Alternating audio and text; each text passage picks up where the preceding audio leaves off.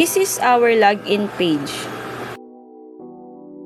And this is our dashboard. And this is the manage. Nakalagay dito kung saan naka-input yung mga faculty, teachers, rooms, course, and section. And dito po, pwede po tayo maglagay ng curriculum.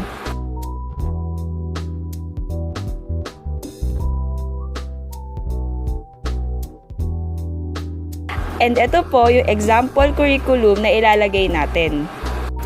After ma-upload ng curriculum, i-fill out natin yung mga fields. Dito, nakalagay is BSIT 111, then sa year level is first year, and sa number of students is 45. As you can see, naka-add na yung in-attach natin na curriculum kanina, which is yung BSIT 111. And you can also edit or delete yung mga curriculum na naka-attach na.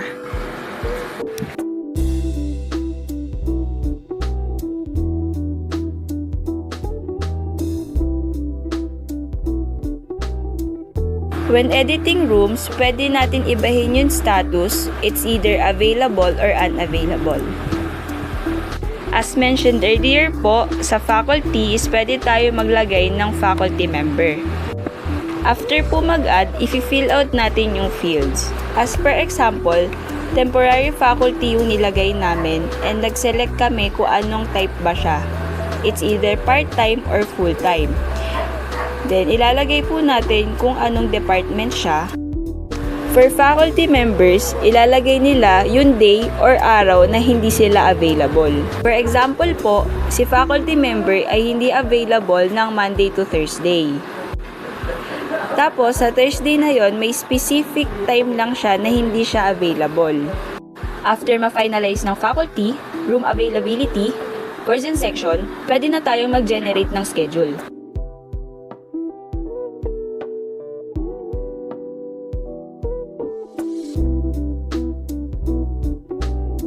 As you can see, nakapag-generate na tayo ng schedule at nakasort ito per faculty members. Sa right side, makikita natin yung scheduled details. Meron tayong 72 total subjects and 60 subjects na assigned by AI and 12 subjects na unassigned.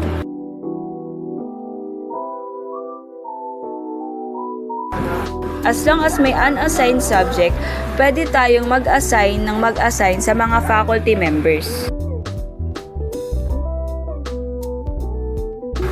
As you can see din po, nabawasan yung total number na unassigned subjects. Hindi pa finalize, isave muna natin siya as pending.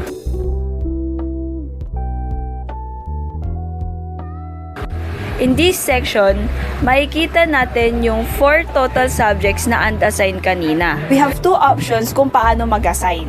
We have auto-assign and manual assign. Also have features na drag and drop ng subject dun sa faculty members.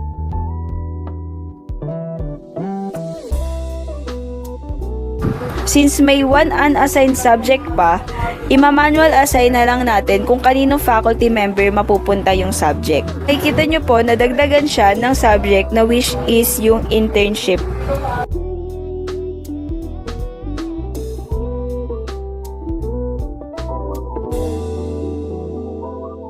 As long as hindi pa finalize yung schedule, pwede tayo mag-add, delete, at saka mag-undo ng mga last actions. Pag finalize na, pwede na natin i-save yung changes. And then, pag na-save natin yung changes, pwede na natin i-finalize yung schedule. Makikita dito yung final schedule ng 2026 to 2027.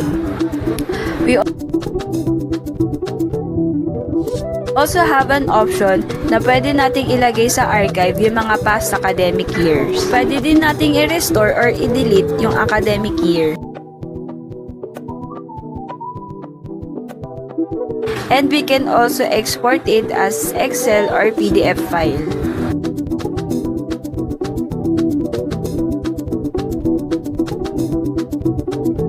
For dashboard, makikita natin yung 72 subjects offered, 9 faculty members, and 10 total rooms, at saka yung 0 conflicts detected. Sa error log, dito natin makikita yung history kung nagkaroon ba ng conflict sa academic year na 2026 to 2027.